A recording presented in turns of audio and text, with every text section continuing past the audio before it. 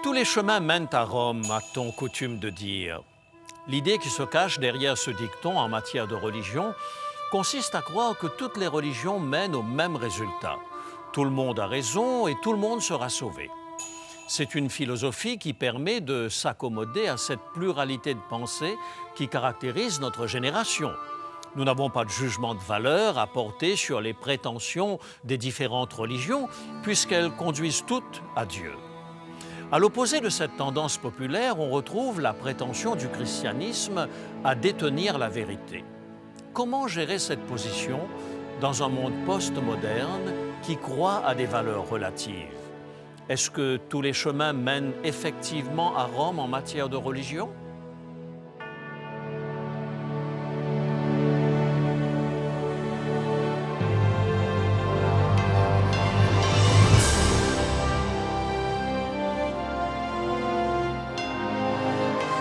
Elle a résisté à l'épreuve du temps. La Bible, le livre de la révélation, est toujours d'actualité dans le monde complexe d'aujourd'hui. Voici, il est écrit. C'est un message de foi et d'espérance que vous présente maintenant José Élysée.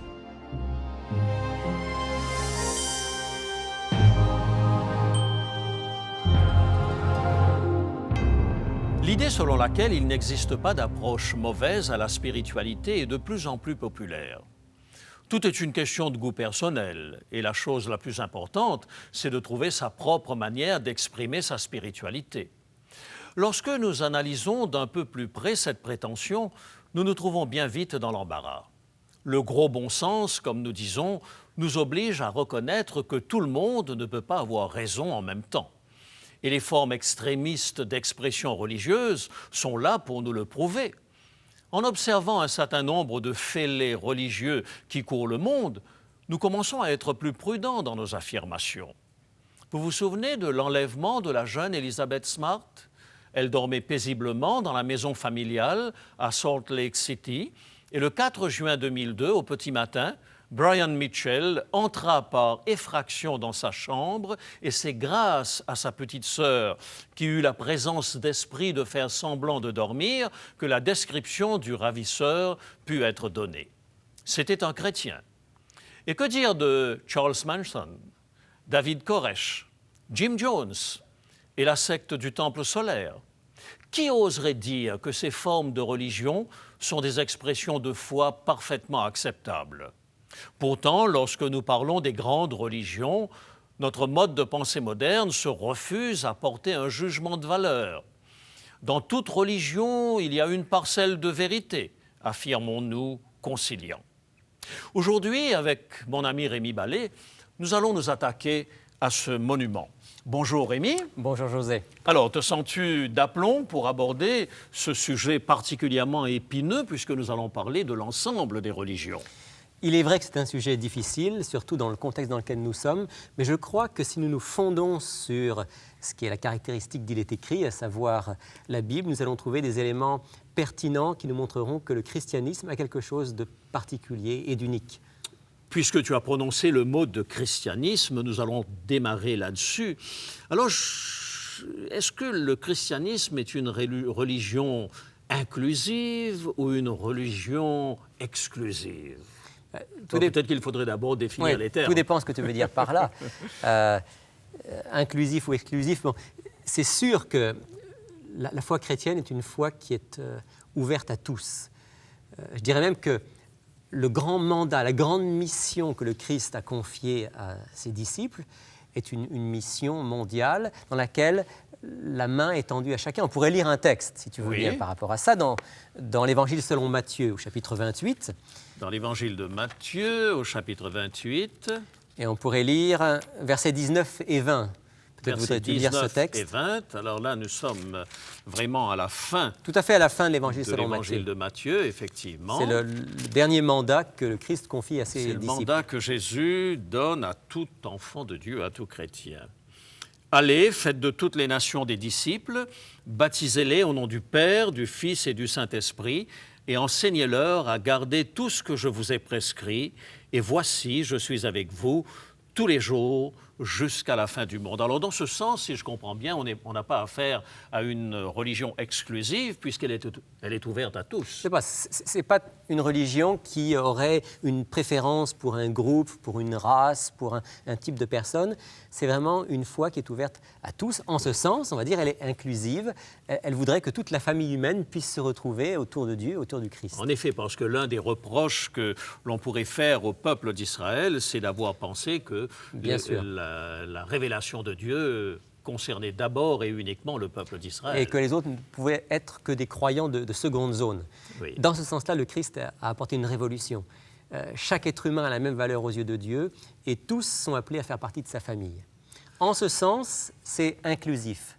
Maintenant, dans un autre sens, en rapport avec ton introduction, on pourrait dire que le christianisme est exclusif en ce sens qu'il dit que Jésus-Christ est au centre de la révélation et qu'il n'y a pas d'autre chemin qui mène vers Dieu, qui mène pleinement vers Dieu, que le Christ lui-même.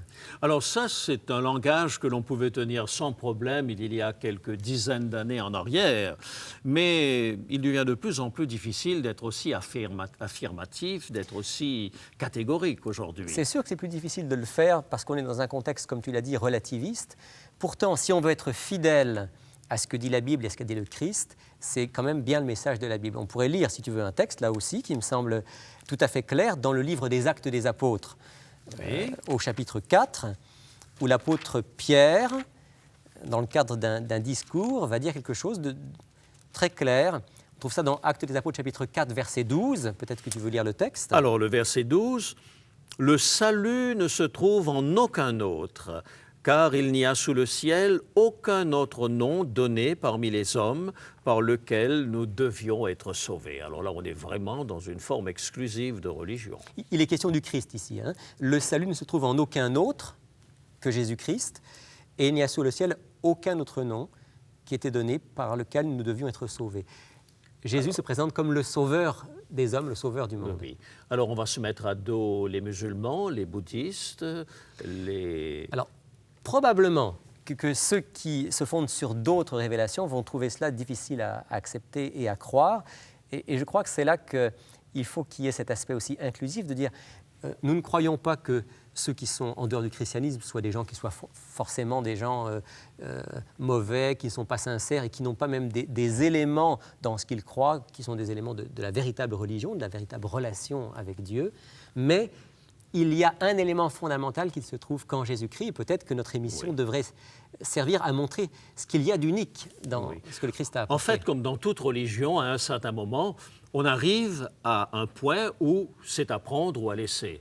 Si je prends par exemple le livre de la Genèse, au chapitre 1er, au verset 1er, la Bible affirme, au commencement, Dieu créa les cieux et la terre. C'est ça. Si j'y crois, je continue ma lecture.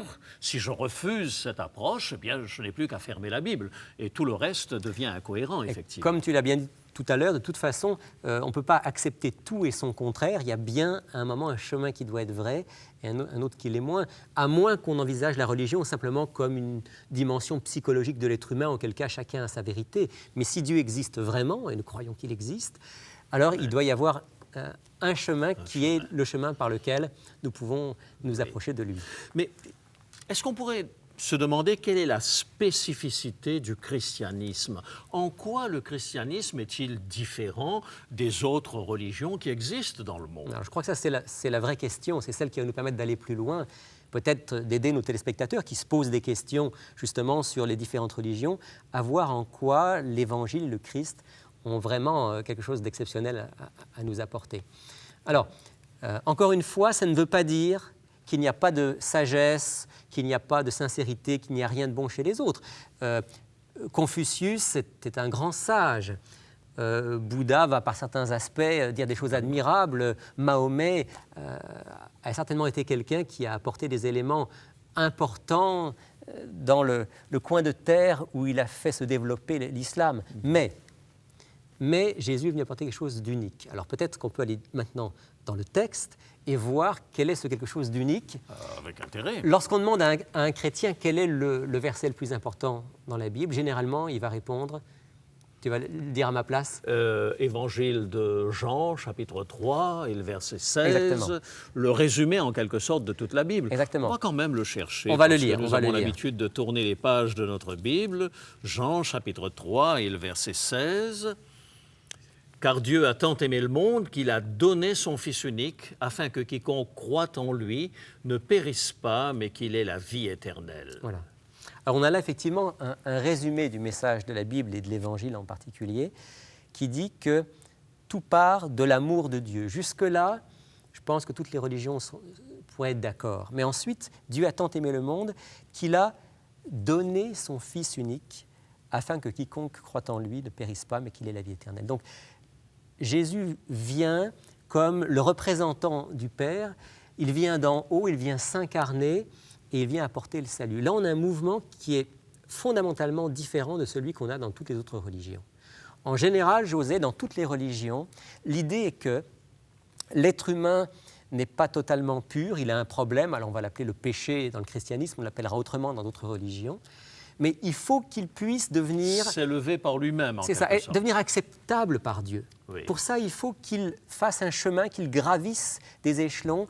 Alors ça va être, par exemple, dans le bouddhisme ou l'hindouisme, ça va être l'idée La de réincarnation, voilà, par exemple. la purification personnelle qui ne peut pas se faire en une seule vie, donc il faut se réincarner, jusqu'au moment où on pourra ne plus se réincarner parce qu'on sera parfait. Dans d'autres religions, ce sera, on va faire des pèlerinages, on va faire des bonnes œuvres, toutes sortes de choses qui vont nous permettre de devenir acceptables devant Dieu. Or, fondamentalement, la Bible dit, la vraie religion, ça commence par l'inverse. Dans un premier temps, c'est Dieu qui vient vers l'homme. Dans un premier temps, c'est Dieu qui vient s'offrir pour les hommes et leur apporter le moyen de la réconciliation et du salut. Et ça, c'est vraiment quelque chose d'unique. Oui, et je crois que ça va très loin ce que tu dis, parce que, par exemple, dans la notion de sacrifice, on voit toutes les religions anciennes, les religions païennes, faire des sacrifices pour apaiser la colère des dieux. On pourrait avoir l'impression que dans le judaïsme, les racines du christianisme, c'est la même chose, puisque il y avait des on sacrifices. offre des animaux en sacrifice pour apaiser la colère de Dieu. Alors, peut-être qu'il faut rappeler une chose, c'est que Dieu va utiliser comme pédagogie des moyens qui sont accessibles aux gens à qui il s'adresse. Tu prends l'exemple des sacrifices. À l'époque où Dieu a donné les sacrifices, que ce soit par exemple à Moïse, etc., le sacrifice était quelque chose de bien connu. Et Dieu va le systématiser, mais en donnant un sens nouveau. C'est un peu comme le baptême. On sait bien que le baptême que Jean-Baptiste a pratiqué n'était pas une nouveauté, ça existait dans le judaïsme, mais ça va prendre un nouveau sens à partir de Jean-Baptiste et de Jésus. Même chose pour les sacrifices. Les sacrifices païens signifiaient ce que tu disais. L'être humain veut se rendre favorable à la divinité.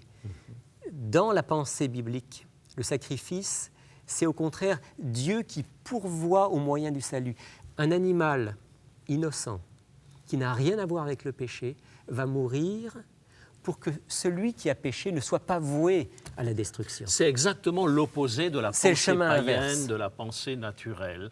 Et le verset que nous avons lu, Jean 3,16, le dit, Dieu a donné son Fils unique. C'est Dieu qui donne et ce n'est pas l'homme qui est obligé de payer d'une manière son salut auprès de Dieu. Exactement. S'il y a une caractéristique vraiment à la foi chrétienne, c'est bien celle-là. C'est ce qu'on va appeler la grâce de Dieu, qui en fait va pourvoir au moyen du salut, qui même va devenir notre frère sur cette terre. Alors, par quel chemin est-ce que je deviens chrétien? Est-ce que c'est le même chemin que l'on retrouve dans les autres grandes religions mondiales? Alors, par quel chemin? La Bible va dire par la foi. Oui. Et la foi, c'est cette confiance, c'est cette adhésion, et c'est aussi ce que Jésus va appeler la nouvelle naissance. Peut-être qu'on pourrait lire ce texte dans l'Évangile de La Jean. nouvelle naissance, c'est une notion qui me semble vraiment fondamentale dans Fondamentale. le christianisme. Toujours dans l'Évangile de Jean, chapitre 3, puisqu'on y était, mais un petit peu avant, à partir du verset 3 et jusqu'au verset 5. Oui. Alors, verset 3, Jésus lui répondit, donc il parle à Nicodème ici, C'est là, ça. un docteur de la loi qui vient le voir. En vérité, je te le dis, si un homme ne naît de nouveau, il ne peut voir le royaume de Dieu. Alors Nicodème lui demande comment est-ce qu'un homme peut-il naître quand il est vieux? Peut-il une seconde fois entrer dans le sein de sa mère et naître? Verset 5, Jésus lui répondit, en vérité, je te le dis, si un homme ne naît d'eau et d'esprit, il ne peut entrer dans le royaume de Dieu. Donc c'est clair, il s'agit ici du baptême. Alors, peut-être que c'est aller un tout petit peu trop vite que de dire qu'il s'agit du baptême. Naître de nouveau, d'abord, dit Jésus. Naître de nouveau. Autrement dit, Dieu est venu vers nous. En Jésus-Christ, il a accompli par sa vie parfaite son péché, par sa mort sur la croix où il a accepté de porter notre châtiment, par sa résurrection, il a accompli le salut. Désormais, pour nous, c'est une question de le recevoir. Et alors, c'est la nouvelle naissance qui nous permet de le recevoir et de vivre cette vie nouvelle. Alors, Jésus précise, qu'est-ce que ça veut dire naître de nouveau? Il dit, ça veut dire naître d'eau et d'esprit. Naître d'eau, c'est vrai qu'on pourrait être tenté de dire, ben, ça c'est le baptême. Mais si on disait cela, ça voudrait dire que tous ceux qui ne sont pas baptisés sont perdus. Et je ne crois pas que ce soit le message biblique. Il y a déjà... c'est très juste ce que tu dis, parce que le larron sur la croix, quand il a dit à Jésus « Souviens-toi de moi quand tu viendras dans ton règne », ils ne sont pas descendus de la croix pour se faire baptiser. Or, Jésus lui a dit « Tu seras avec moi au paradis ». Oui. Donc on comprend bien que ce n'est pas le baptême en lui-même qui sauve. Le baptême n'est qu'un signe extérieur d'une réalité intérieure. Donc naître d'eau, l'eau dans la Bible, c'est le symbole d'être lavé, d'être purifié. Naître d'eau, c'est recevoir le pardon de ses péchés. Oui. Jésus, en ce sens, est venu apporter quelque chose d'unique. Il est celui qui a accompli ce qui était nécessaire pour le pardon de nos péchés. Et voilà en quoi, encore une fois, la foi chrétienne permet à l'être humain de repartir à zéro. C'est une naissance parce qu'on est pardonné de nos péchés et on repart à zéro. Puis naître d'esprit, en même temps, le Saint-Esprit met en nous une vie nouvelle, de nouvelles motivations, de nouvelles pensées, un nouveau chemin. D'ailleurs, c'est un élément que l'on voit présent au baptême de Jésus. L'Esprit descendit sur lui sous la forme d'une colombe. J'ai une autre question pour toi, Rémi. Donc, baptême par immersion, comme Jésus a été plongé dans l'eau, c'est le sens du mot baptême d'ailleurs, hein, baptizo. Mais est-ce que tous les baptêmes par immersion se valent? Alors, un baptême par immersion n'est que le signe d'une réalité intérieure, comme on l'a dit. Si cette réalité intérieure est véritablement, comme l'a dit Jésus, le fait de l'accepter comme le sauveur du monde, le fait de le reconnaître comme le Fils de Dieu qui vient nous sauver, le fait de vivre le pardon des péchés et une vie nouvelle, on peut dire que ce baptême est un baptême parfaitement valable. Maintenant, si ce baptême est autre chose, et malheureusement, il peut exister dans certains mouvements un baptême qui soit purement une adhésion à un mouvement ou à une doctrine, alors on n'est plus dans la perspective du baptême biblique. Pour reprendre une expression d'un de mes amis, il disait « Il est fort possible que l'on rentre dans le baptistère pécheur sec et que l'on ressorte pécheur mouillé, qu'aucune transformation ne se soit faite. » Une bonne image. Une dernière question peut-être, y a-t-il d'autres chemins au salut, en dehors de Jésus? On l'a lu tout à l'heure dans le livre des Actes des Apôtres, le texte dit « il n'y a pas d'autre chemin ». Maintenant, peut-être ça demande une précision. Ben oui, parce que quand je pense à des millions, peut-être des milliards de personnes qui n'ont jamais entendu parler de Jésus, alors ça veut dire que on peut se passer à la casserole. La question est légitime, et je suis sûr que nos téléspectateurs se la posent. Si vraiment Jésus est celui par lequel vient le salut, mais alors qu'en est-il de tous ceux qui n'ont pas eu l'occasion d'entendre parler de lui? Je crois que là, il faut qu'on soit prudent. Dieu ne nous a pas destinés à être les juges de l'univers, c'est lui qui est le juge. Je crois qu'à dessein, Dieu ne nous a pas dit clairement ce qu'il en était, mais quand même, il y a des pistes. J'aimerais qu'on lise un texte, si tu veux, dans l'Épître aux Romains, au chapitre 2, qui nous montre que même des gens qui n'ont pas la révélation de la Bible, la révélation du Christ, peuvent, dans une certaine mesure, être sensibles à la voix de Dieu. Romains chapitre 2, peut-être tu pourrais lire les versets 14 à 16. Alors, verset 14... Quand les païens qui n'ont pas la loi font naturellement ce que prescrit la loi, eux qui n'ont pas la loi, ils sont une loi pour eux-mêmes. Ils montrent que l'œuvre de la loi est écrite dans leur cœur. Leur conscience en rend témoignage et leur raisonnement les accuse ou les défendent tour à tour. C'est ce qui paraîtra au jour où, selon mon évangile, Dieu jugera par le Christ Jésus les actions secrètes des hommes. C'est clair. Il y a là une possibilité, une porte qui est ouverte. Voilà, les païens ici représentent tous ceux qui n'ont pas eu la révélation complète telle qu'elle est dans la Bible, telle qu'elle est en Jésus-Christ. Néanmoins, ils ont en eux une conscience de ce que Dieu veut pour eux. Et j'aime beaucoup ce texte qui dit que leur conscience, tour à tour, les accuse ou les défend. C'est-à-dire qu'à certains moments, ils font quelque chose et ils sont heureux de le faire. Ils sentent qu'ils sont dans le sens du bien, dans le sens de Dieu. À d'autres moments, eh bien, ils sentent que ce qu'ils ont fait les coupe du projet de Dieu.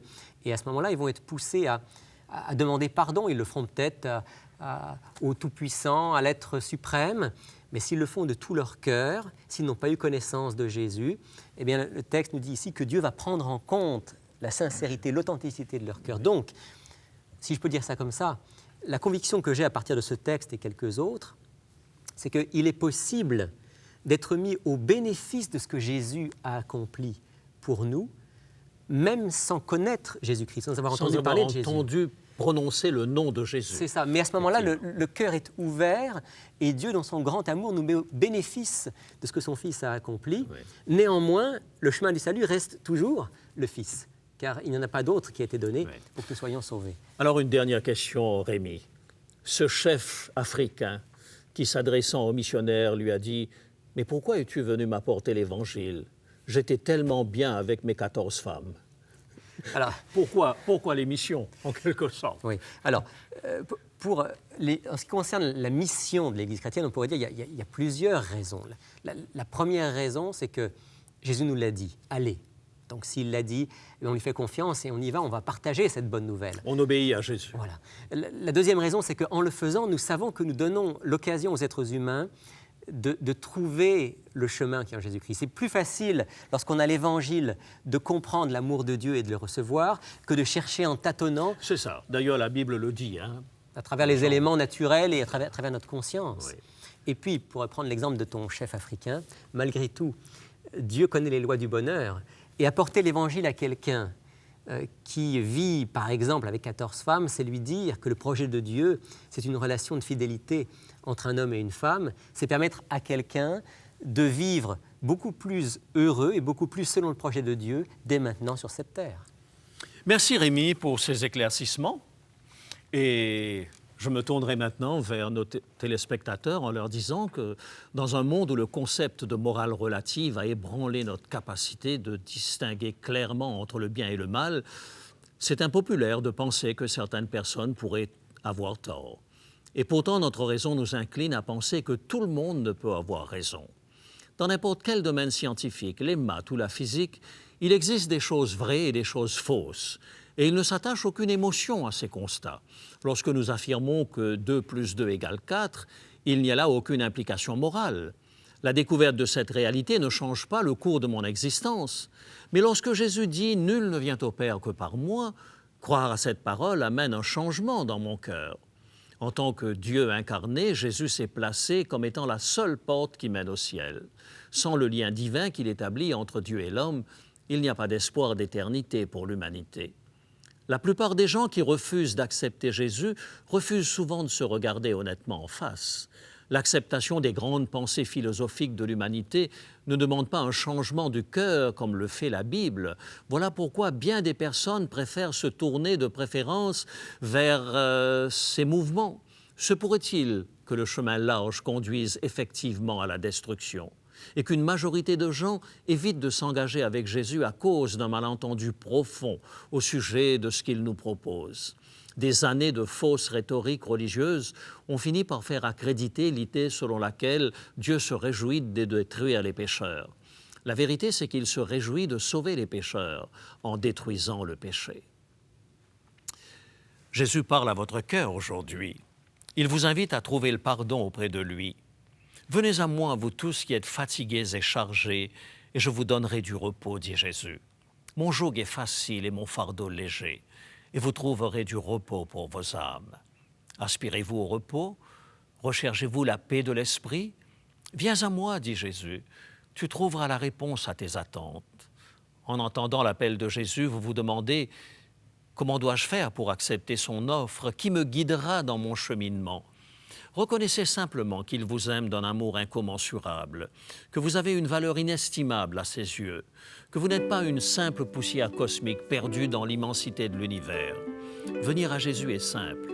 Reconnaissez que vous n'avez pas entendu sa voix par le passé, que vous n'aviez pas conscience de sa grâce, et reconnaissez que vous ne pouvez vous sauver vous-même. Croyez que Jésus-Christ, sur la croix du Calvaire, est mort de la mort que vous méritiez. Il a pris votre place à la croix. Confessez vos péchés et choisissez de lui soumettre votre vie. Il vous invite à venir tel que vous êtes pour être sauvé par sa grâce merveilleuse et son amour. Aimeriez-vous répondre à son appel, maintenant même, tandis que nous prions? Père Céleste, nous reconnaissons que nous sommes pécheurs, nous ne pouvons nous sauver nous-mêmes. Mais nous croyons que Jésus-Christ est un puissant sauveur et qu'il a donné sa vie pour nous sauver. Nous confessons notre péché et nous choisissons de te servir pour toujours, croyant par la foi que tu nous pardonnes totalement, maintenant même. Je te prie pour celui ou celle qui, en cet instant, te demande sincèrement de faire de lui ou d'elle une nouvelle créature en Jésus. C'est au nom de Jésus que je te demande cette grâce. Amen.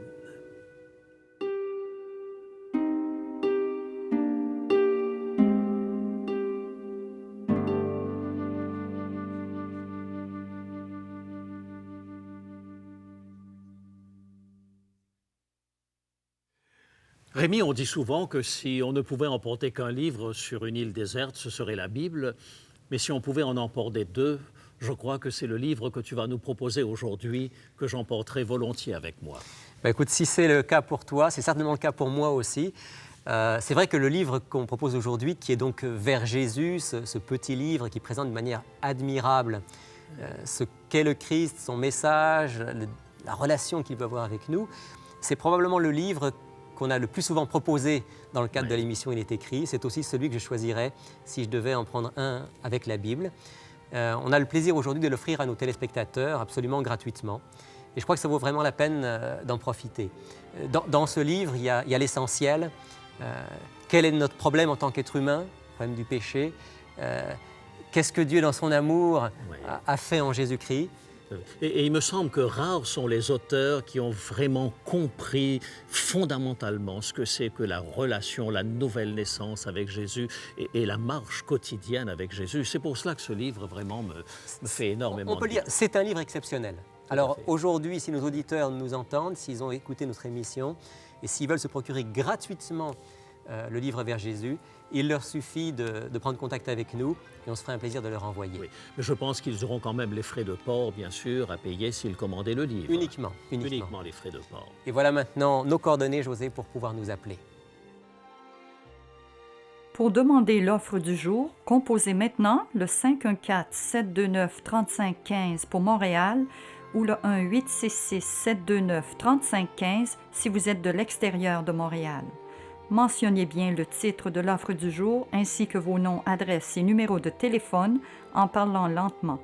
Vous pouvez également nous écrire à Il est écrit, case postale 99, succursale Rosemont, Montréal, Québec, H1X 3B6. Nous voici parvenus maintenant, Rémi, à la fin de notre projet, puisque nous avons abordé les 5 questions fondamentales. C'était un plaisir, José. Et je veux te remercier pour ton apport, c'était extrêmement intéressant. Le moment est venu maintenant pour nous de nous quitter. D'ici la semaine prochaine, souvenez-vous, il est écrit « L'homme ne vivra pas de pain seulement, mais de toute parole qui sort de la bouche de Dieu ».